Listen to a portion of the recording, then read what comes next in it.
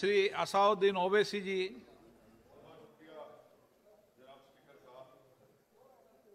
Sir, मैं इस bill की मुखालिफत में खड़ा हूं और इसलिए खड़ा हूं क्योंकि मेरा एक पार्टी का कंसिस्टेंट पोजीशन है कि जब इस हुकूमत ने दफ़ा 370 को अपनी ब्रूट मेजॉरिटी के ताकत की बुनियाद पर अनकॉन्स्टिट्यूशनल तरीके से उसको ख़त्म किया, मैंने उस वक्त कहा था कि एक कॉन्स्टिट्यूशनल ब्रीच है और मेरा ये कंटिन्यूस मौक़िफ़ है। सर, मैं इस बिल की मुखालिफत इसलिए भी करता हूं क्योंकि इसी ऐवान में खड़े होकर वज़ीर दाखिला ने कहा था कि ये हुकूमत जल्द से जल्द रियासत जम्मू कश्मीर के स्टेटहुड को बहाल करेगी। आज आप उस अपने वादे से मुनहरिफ हो रहे हैं क्योंकि जब आप जम्मू कश्मीर केडर को एमगुट में मिला रहे हैं तो इससे आपकी नीयत का साफ इज़हार होता है कि आपने जो उस ऐवान को उस वक्त वादा किया था कि जम्मू कश्मीर की दोबारा रियासत को बहाल किया जाएगा, वो सच्चाई पर मबनी नहीं था, वो सिर्फ महज अल्फाज थे या जुमले थे। तीसरी बात यह है कि सर, एक ऐसी रियासत जहां पर मुसलमान तनासुब में ज्यादा हैं मगर पहले से अफसरशाही में उनका तनासुब बहुत कम था। मैं आपका आदाद शुमार आपके सामने रखता हूं सर। 24 सेक्रेटरी के पोस्ट हैं जिसमें से सिर्फ 5 कश्मीरी मुसलमान हैं।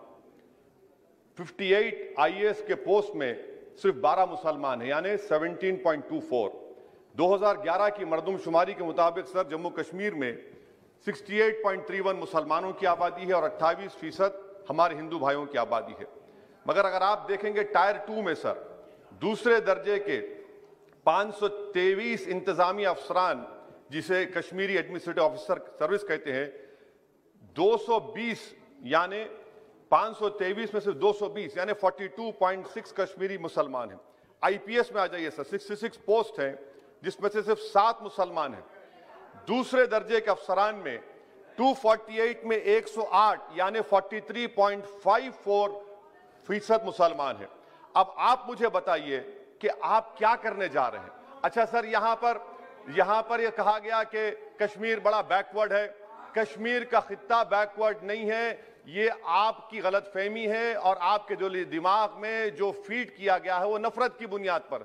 सच्चाई यह है कि इस खित्ते में गुर्बत की सतह से नीचे का तनासुब 10.31 है और पूरे भारत में 21.92 है। मैं सरकार से जानना चाहता हूं कि आखिर आप कश्मीर की रियासत के स्टेटहुड को बहाल करेंगे, नहीं करेंगे। चौथा बात यह कि आपकी गलत फैसले की बुनियाद पर दूसरे ऐवान में एक भी कश्मीरी रुकने पार्लियामान नहीं है। यह हमारे मुल्क की, भारत की तारीख में तीसरी मरतबा ऐसा हुआ है। मेरा चौथा सवाल हुकूमत से यह है कि हम ये कहते हैं, ये आपका मानना सही है कि हमारे मुल्क में बाहर के दीगर ममालिक को मदाखलत करने की कोई जरूरत नहीं है, मगर आप उनको लेकर गए ना। आप तो यूरोपियन पार्लियामेंट के लोगों को लेकर गए। अब तीसरी मरतबा आप यूरोप के सफीरों को 16 फरवरी को खबर है कि आप लेकर जा रहे हैं। आखिर ये FDI नहीं है, क्यों यूरोप के लोग कश्मीर जाएंगे? आप एक ऑल पार्टी मीटिंग लेकर जाइए ना डेलीगेशन को। आप यूरोप के डेलीगेशन को कश्मीर लेकर जा रहे हैं, क्या आप चाह रहे हैं मदाखलत करना? इसको इंटरनेशनलाइज आप कर रहे हैं। मैं वजीर दाखिला से पूछना चाहता हूं सर कि आखिर कितने बच्चे कश्मीर के आगरा की जेल में, बरेली की जेल में, अंबेडकर नगर की जेल में है। मैं आपको एग्जाम्पल दे रहा हूं, खत्म कर रहा हूं स्पीकर साहब, कि बिलाल अहमद एक कुपवारा का बच्चा है, अमर सिंह कॉलेज श्रीनगर का है, 1600 किलोमीटर दूर श्रीनगर से जेल में है। उसके वालिद ने 25,000 रुपये की अपनी गाय को बेचकर गया, हाईकोर्ट में गया, हाईकोर्ट ने फैसला दिया कि उस बच्चे को श्रीनगर ट्रांसफर करो, एग्जाम लिखाओ। आप उसको नहीं मानते। एक और फैयाज है बरेली के जेल में, इसको आपने बरेली के जेल में डाल दिया। उसके वालिद ने 35,000 रुपया का कर्जा लेकर गया। अब बताइए आप, नवीद है बारामुल्ले का, कहां से ये अपनी जमीन बेचकर उसके वालिद गए। आखिर कितने बच्चे PSA के तहत जेल में हैं?